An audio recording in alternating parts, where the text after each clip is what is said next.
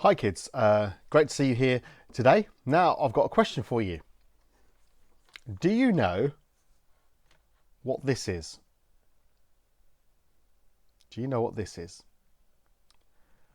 I can give you a clue. It's not a gun. It's not a scanner. Anyone know? Yeah, it's a webcam, a web camera. Now, can any of you, have any of you used one of these? You might not realise you've had, because some computers, some laptops have them already built in at the top of the screen. So mine, I can point to it now, is up here on my laptop. But here's another webcam. And what does a webcam do?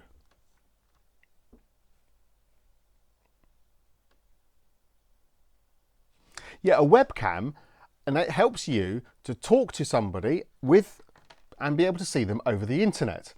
So over lockdown, a lot of people have done this, and we've done this at church. We've talked to each other over the internet, but we've all been using webcams. Either one's plugged in like this, or one's already plugged in and fitted in our computers, tablets, and phones. A webcam, really useful things. The thing is about webcams though, is they're great, but they've got to be plugged in. You see, this webcam I've got here is a nice little cheap one. It's not plugged in, okay?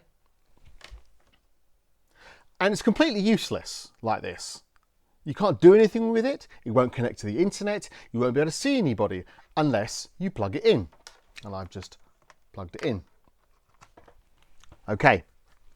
So this webcam has to be plugged in, pardon me, to be useful and to do what it says. Now this got me thinking, because webcams are pretty impressive things, even little ones like this, even ones fixed into your laptop, you know, or your tablet or your phone.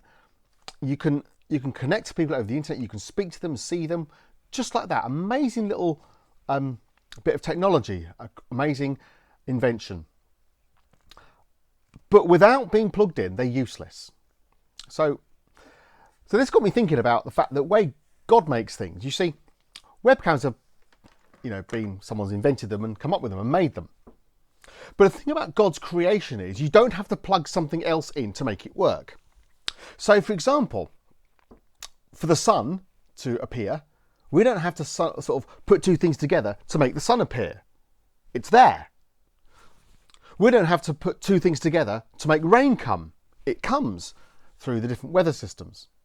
You see, God's creation is already made up. It's already complete. It's already been put together for us to use and for us to enjoy and for us to look at it and see that God, the Creator, has made something out of it.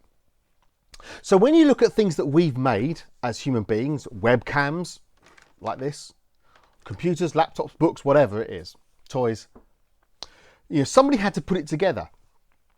And a lot of things, you've got to plug them in to make them work. Unless you plug them in, they won't work. But the great thing about our world is it works. Not perfectly because of our sin, because of the things we've done wrong.